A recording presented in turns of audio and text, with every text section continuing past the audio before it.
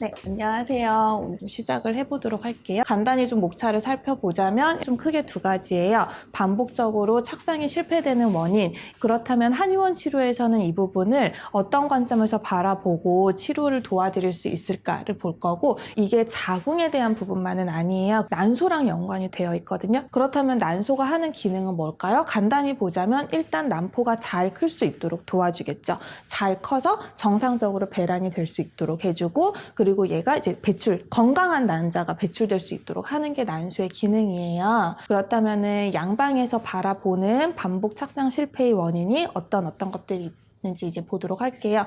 크게 이제 나눠보자면 유전학적 요인, 구조적 요인, 면역학적 요인, 혈액응고 요인, 내분비적 요인 이런 부분들이 있는데, 이 부분 조금 더 구체적으로 바라보자면 일단은 유전학적인 요인이겠죠. 부모의 염색체 이상이거나 배아의 염색체 이상이거나 난소 기능이 많이 떨어져 있는 조기 난소 부전의 경우에는 착상 전에 염색체 선별 검사를 좀 진행을 할 수 있겠죠.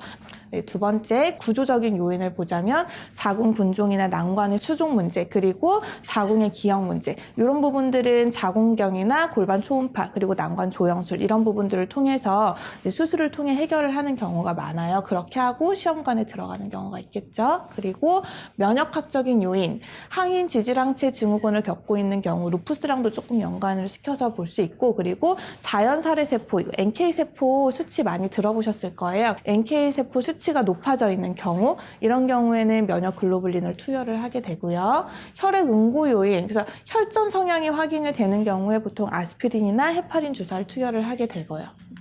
그리고 내분비적으로 임신에 필요한 여러 여성 호르몬들에 있어서 이상이 생기는 경우에는 이제 이 부분에 대한 추가적인 호르몬 치료가 들어가게 돼요. 갑상선 문제도 그렇고, 그리고 유직분비 호르몬 같은 경우에도 이런 부분들의 수치상으로 이상이 생기는 경우에는 추가적인 약물 투여가 이제 동반이 되게 됩니다.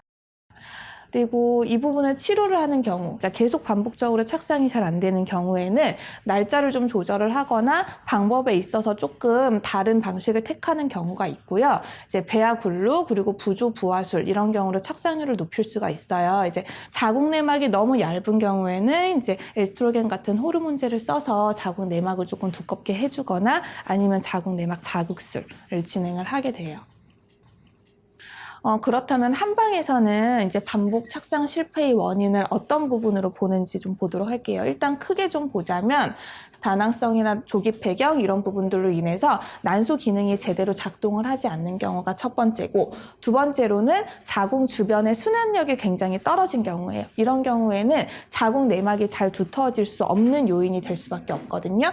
그리고 세 번째로 계속되는 습관성 유산의 반복으로 인해서 자궁 내에 염증이 쌓여서 이 부분 때문에 내막의 질 자체가 많이 떨어져 있는 경우, 이 1번, 2번, 3번 이런 각각의 원인에 따라 조금씩 다 치료 방법이 달라요. 그래서 내가 착상이 잘 안 되는 이유가 뭘까를 한방적으로도 조금 체크를 해보셨으면 좋겠어요. 그래서 그 부분에 따라서 치료가 들어가게 되고요.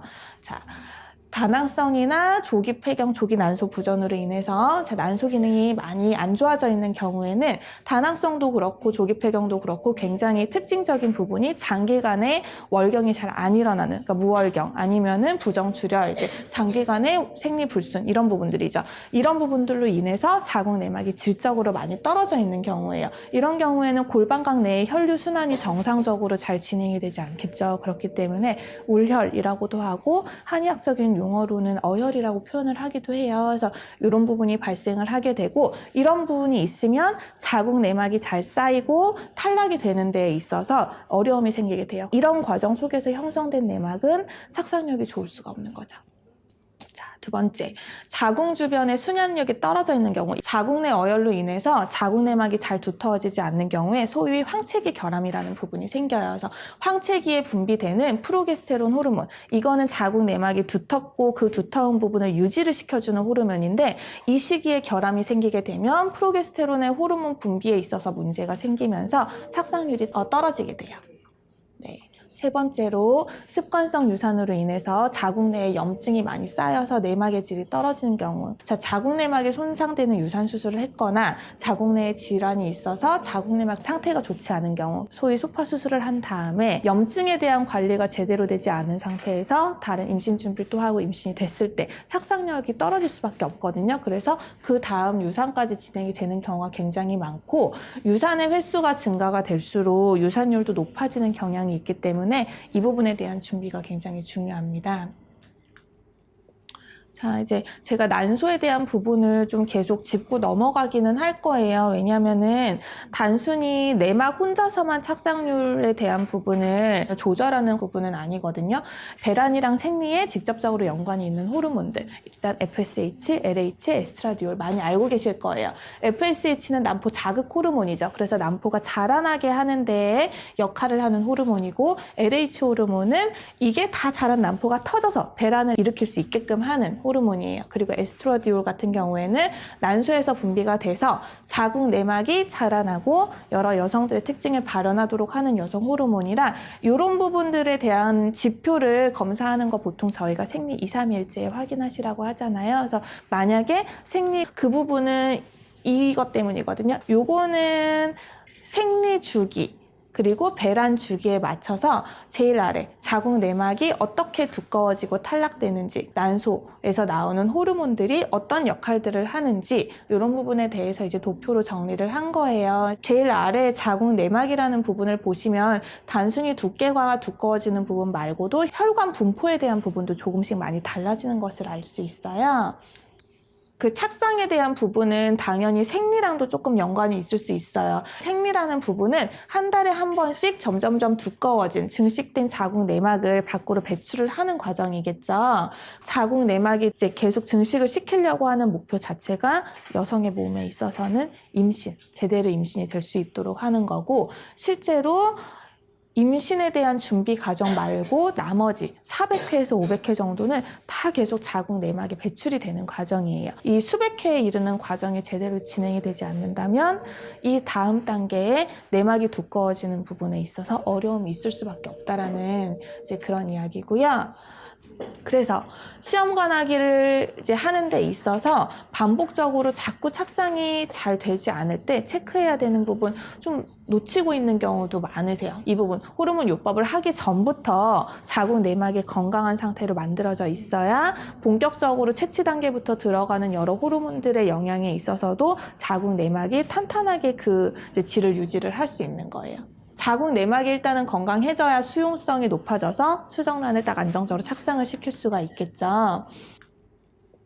자, 이제 제가 난소에 대한 부분을 좀 계속 짚고 넘어가기는 할 거예요. 왜냐면은 단순히 내막 혼자서만 착상률에 대한 부분을 조절하는 부분은 아니거든요. 우리가 태어날 때 가지고 태어나는 난포의 개수는 약 400여 개 정도래요. 그래서 다 쓰게 되고 그 다음에 폐경에 이르게 되는데, 난소 기능 저하가 좀 빠르게 진행이 되는 경우에는 이 점점 소모하는 속도 자체가 너무, 그래서 반복적으로 착상이 잘 되지 않거나 습관적으로 자꾸 유산이 되거나 이런 부분을 막기 위해서는 단순히 내막의 질을 높인다라는 부분에 초점을 맞추는 뿐만 아니라 난소 기능이라는 부분도 강화해야 되겠구나, 그렇게 해야 이 안에서 나오는 호르몬들이 잘 조절이 되면서 내막이 잘 조성이 되고, 조성되는 거에서 끝이 아니겠죠. 잘 탈락이 되는 데 있어서 중요한 역할을 하겠구나라는 부분을 알 수 있어요. 한의원에서 그럼 어떻게 치료를 하는지, 언제부터 치료가 들어가는지를 볼게요. 여기 보면은 배아 배양 단계가 있죠. 그리고 여기 난자 채취, 그리고 중간에 배아 이식 단계가 있어요. 그런데 치료는 언제부터 들어가나요? 쉬즈 한의원 사전 준비 치료, 난자 채취 전부터 들어가게 돼요. 이 이유는 무엇일까요? 아까 내막이라는 부분은 단순히 자궁이랑만 관련이 있는 부분이 아니라고 했죠. 난소에서 나오는 호르몬의 영향을 받기 때문에 만약에 생리 주기가 많이 흔들려 있다라고 한다면 생리 주기에 대한 부분을 예측할 수 있게끔 만들어내는 부분이 가장 중요하기는 해요. 어느 정도 사이클을 만들어 놓는 단계, 그 단계가 쉬즈 한의원의 사전 준비 치료라고 볼 수가 있겠고, 이 다음 단계로 뒤에 넘어가면 이식 후의 단계죠. 이제 결정적 단계, 착상 성공 결정 2단계라고 써 있는데, 이 부분이 착상이 잘 유지될 수 있게끔 하는 거. 아마 아마 많이 들어보기나 하셨을 거예요. 착상탕이라는 부분은 사실은 단순히 착상이 된 거에서 끝이 아니고 이게 언제까지 유지가 될 건지, 보통은 이제 유산이 진행이 되는 시기가 임신 8주 정도까지 가장 많아요. 그래서 임신 8주까지는 진행을 하세요라고 말씀을 드리고, 다만 이제 습관성 유산 혹은 유산력이 있으신 분, 아니면 난소 기능이 많이 떨어져 있으신 분, 아니면 근종이나 내막증처럼 이제 착상력을 방해하는 기저질환이 있으신 분들 같은 경우에는 12주까지도 방심을 할 수 없어서 12주까지는 착상 유지에 대한 부분을 이제 신경을 쓰셔야 된다고 말씀을 드리고, 구체적으로 5mm에서 6mm 정도의 약간 얇은 자궁 내막의 경우에는 보통 안정기 시험관 이식이 가능한 수치를 7mm에서 8mm 정도로 보기는 해요. 이 최소 기준치를 만들 수 있도록 정상적으로 자궁 내막이 잘 재생이 될 수 있도록 치료를 하는 게 목표이긴 하고, 이 부분은 다만 환자분들에 따라서 조금씩 달라지기는 해요. 그거는 알고 계시면 좋을 것 같고, 내막 구조를 강화하는 거, 정상 두께를 갖게 된 이후에는 구조를 강화해서 착상 환경에 적합하게 만드는 치료를 진행을 하게 되고, 얇은 내막 두께를 가지고 있는 분들이 정상 내막 두께까지 진행이 됐어요. 하지만 두께가 두꺼워졌다고 해서 내부의 구조가 강화된 것까지는 아니거든요. 그래서 2차적으로 구조를 강화하는 치료가 들어가게 돼야 되는 거고요.